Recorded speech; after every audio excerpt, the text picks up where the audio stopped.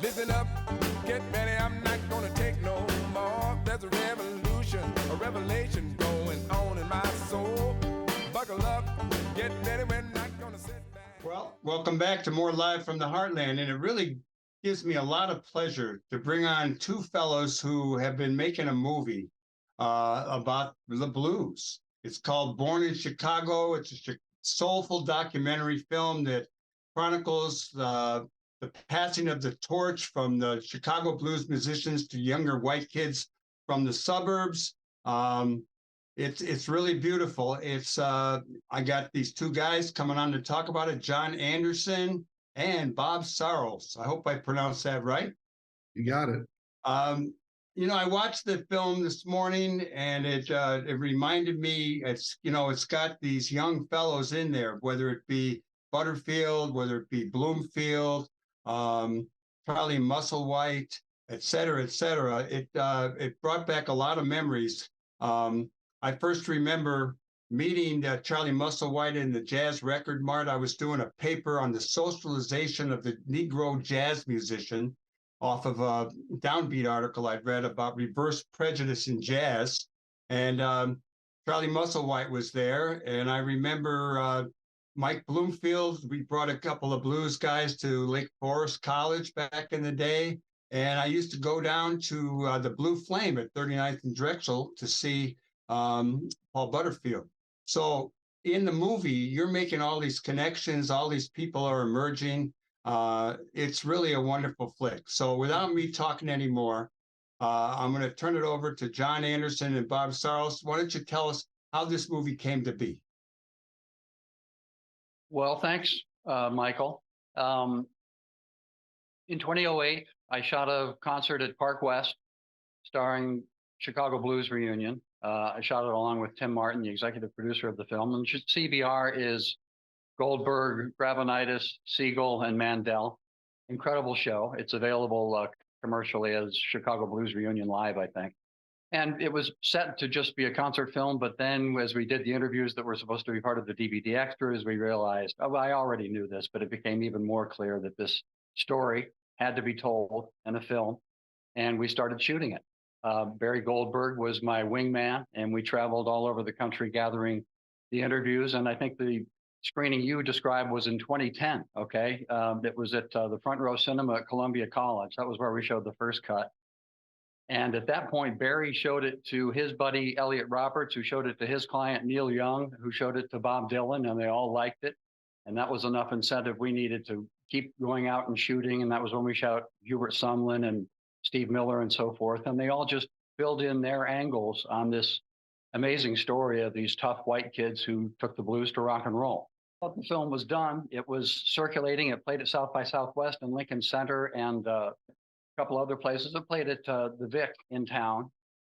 Wasn't sold. I had to move on to my film about Sam Lay called Sam Lay in Bluesland, and then to a film about Paul Butterfield called Horn from the Heart. And I kind of lost track of it there for a few years. And Bob, you want to pick it up from there?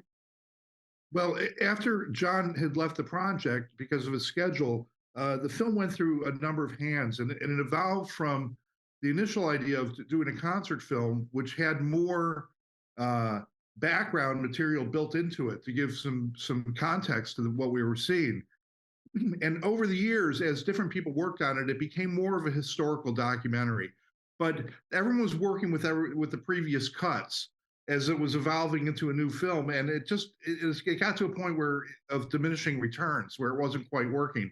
So the producers of the film found myself and my wife Christina.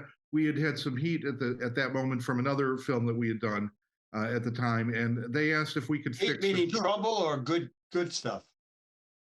Heat being good stuff. Yeah, I had a film that was getting some traction in the festival circuit, and so these guys found me, and I had mined the same story for a film that I'd made about Michael Bloomfield. I did a documentary about Michael Bloomfield, so I was well versed in the subject.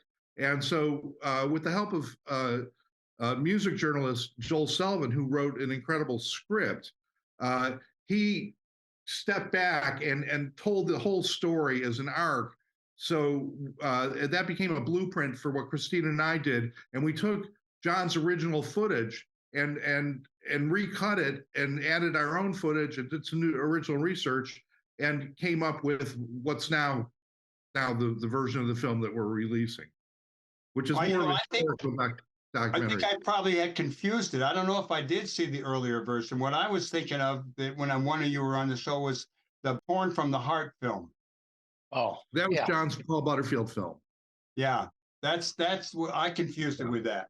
That was one of the films that John, when he left this project, he went off and made a couple other films. He wasn't waiting around. He was making some really fine films that were all sort of mining we were harvesting the same mine for these stories to be told, these great stories that needed to be told. Yeah, it's really it was beautiful to watch. I mean, just to see all that early footage of Muddy Waters. Not to mention you take each of these guys, Charlie Musselwhite, Elvin Bishop, Harvey Mandel, Nick Gravenitis, Barry Goldberg, all these guys, and you talk about where they came from, how they met each other, how they became involved in the music, and what they did with it. Why don't you give a kind of an overview of the film and what happens in it? Well, it's basically a story of the passing of the torch from the originators of post-World War II electric blues, which came up from the South and it migrated to a couple different places, which we don't talk about because it's not the story we're telling. But in Texas and New Orleans and California, there were also things going on. But the epicenter of this music was Chicago. And the pillars of this community were Muddy Waters and Howlin' Wolf, and scores of other guys that were part of the scene as well. Not only band leaders, but the support musicians. And this was a Black cultural event that was happening in Chicago, but it wasn't known outside of the Black ghettos. And also, what happened is by the late 50s, early 60s, the music really wasn't being embraced by the next generation of Black kids. They were getting into soul music. They were getting into the music of James Brown and Otis Redding and Stax and Motown. That's what was turning them on. And this music, which was played by their parents and their grandparents, they considered that, you never want to listen to your parents' music. It was like when I was growing up listening to Frank Sinatra, I guess, Now I have an appreciation for it, but when I was a kid, it was the last thing I was going to listen to.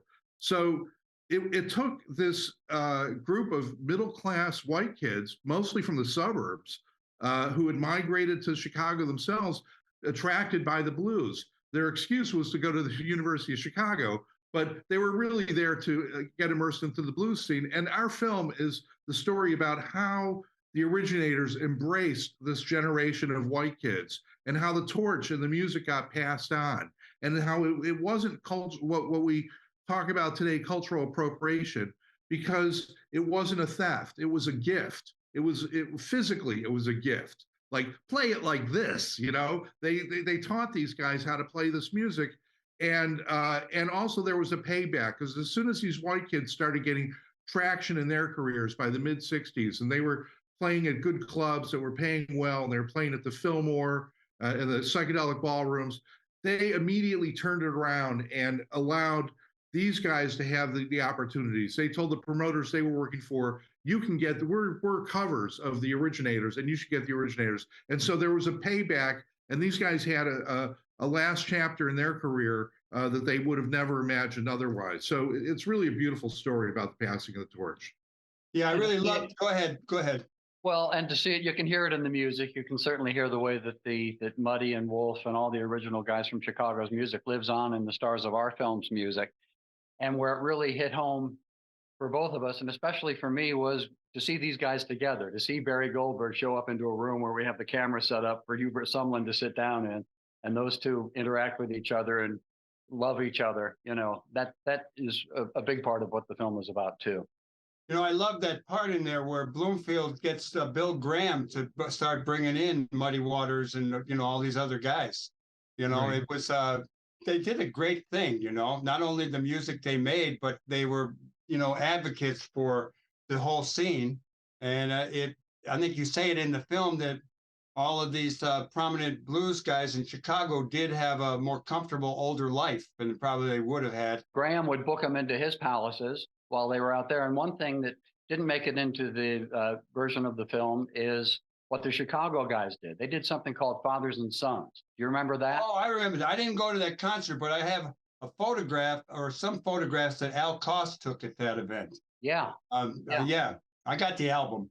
I mean, it was, I've talked to lots of people who were there, and they say, you know, it's just, it was just an unbelievable vibe. And Marshall Chess said that those people there it was like all the people who had come to Big John's, that club on the north side that kind of broke the blues. All those people who came there over the years showed up at this one big venue. So it was happening all over the country, the way these white guys were paying the black guys back. And in fact, that record, Fathers and Sons, was Muddy's biggest record. I think the last time I saw, well, no, I did see Butterfield 2 times after I used to go see him at the Blue Flame. One time was at the Fillmore, where we just kind of saw each other and kind of nodded at each other. And then the last time I saw him was pretty sad. It was at Biddy Mulligan's, and he was in an altered state. He was just kind of messed up, and I think he passed away not too long after that.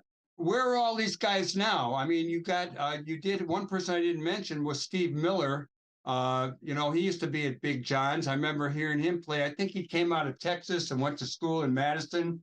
But he's prominent in the film too. Yeah, you know, Steve Miller, whatever happened to him, he's one of these obscure guys that just like went into, you know, obscurity. We never heard from him again. We don't know. Disappeared from the scene. No, I mean, he's still out there, you know.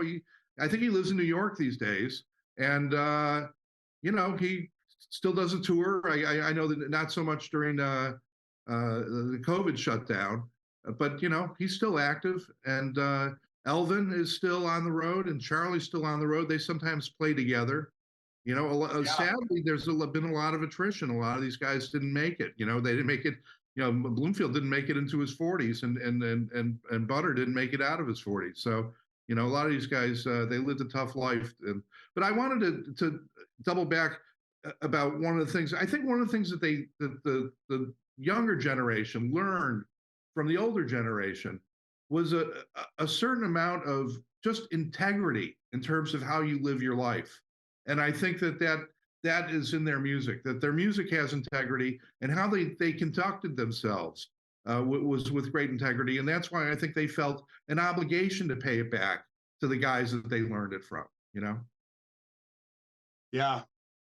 And thinking about back to Steve Miller too, a story Corky told me was that they were all fighting for the job there after Butterfield left. And Miller, the Goldberg-Miller band, was fighting against Siegel Schwall. And there was a friendly, healthy competition, which I think comes across in the film, between the bands. But something that Steve did that was a little bit of dirty pool was when the Siegel Schwall band was set up for the rehearsal, Steve went behind Schwall's amp and cut a wire or did something that would make it so his guitar didn't work. I kid you not. I'll never listen to him again.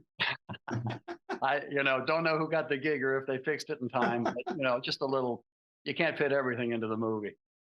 You know, on that thing about the younger black people at the time not wanting to listen to their parents' music and the blues, I was stranded in Gary during the blizzard of '67.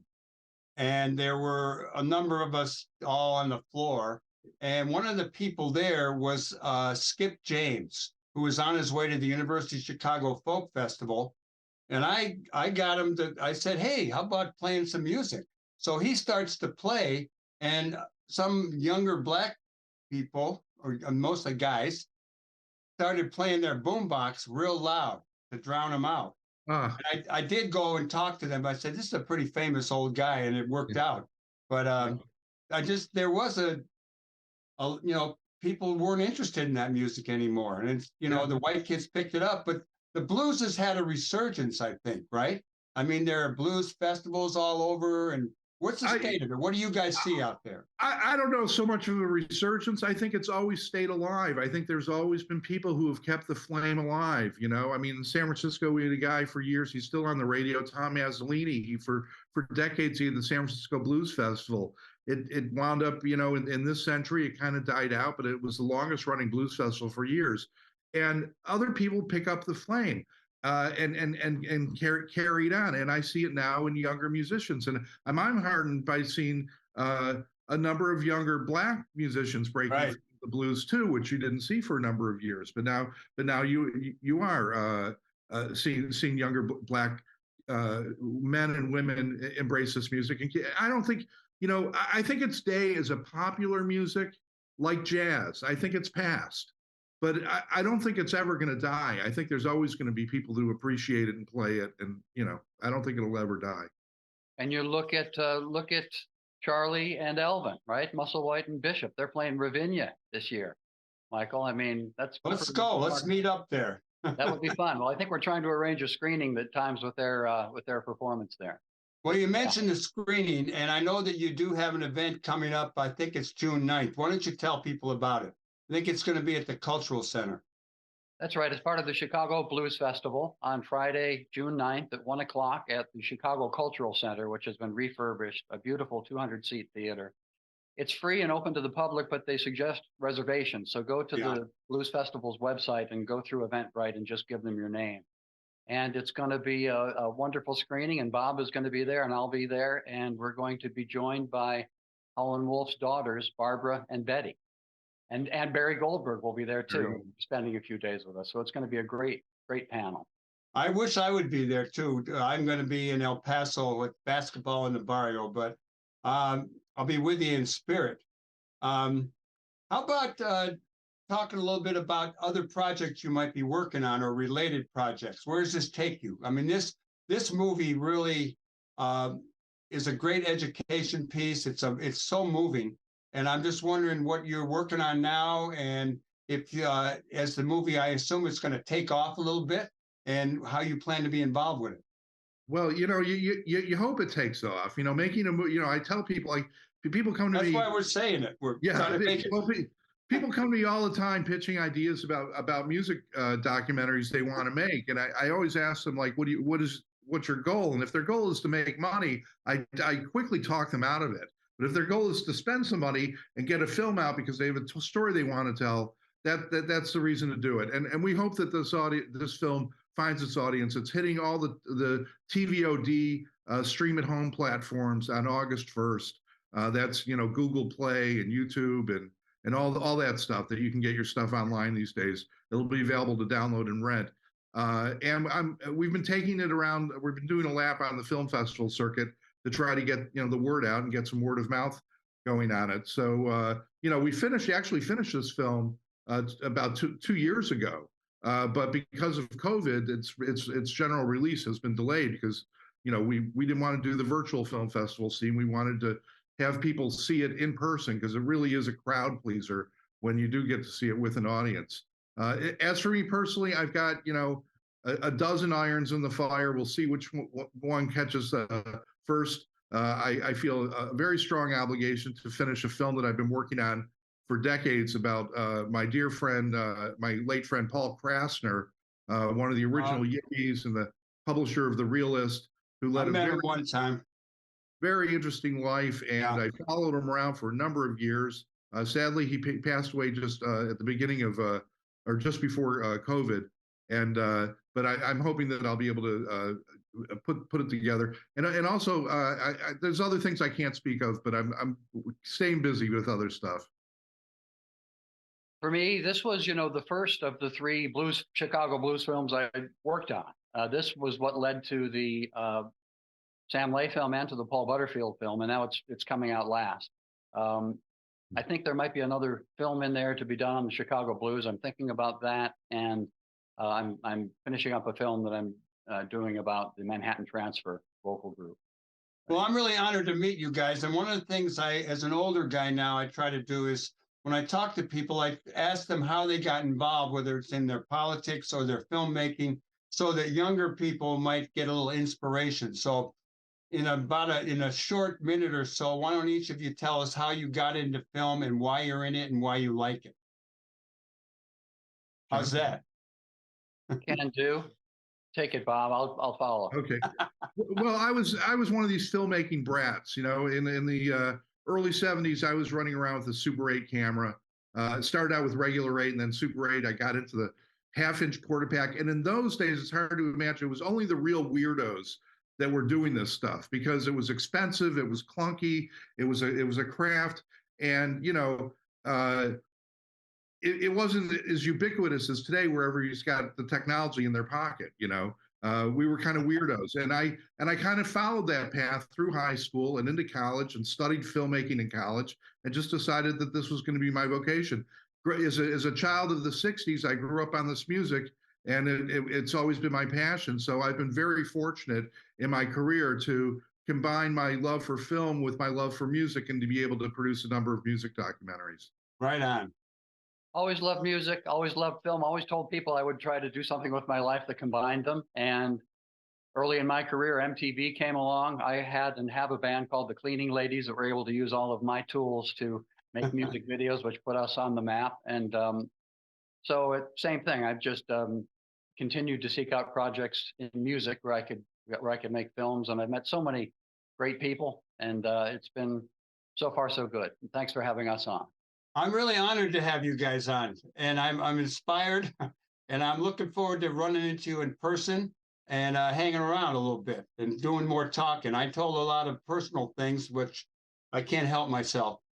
But on our way out, here's a picture of Muddy Waters and James Cotton, shot at the Fat Black Pussycat on Broadway, just above Diversey, in 1962, either in the spring or the fall. I don't know which. And I'm still looking for the negative, but I do have the original print.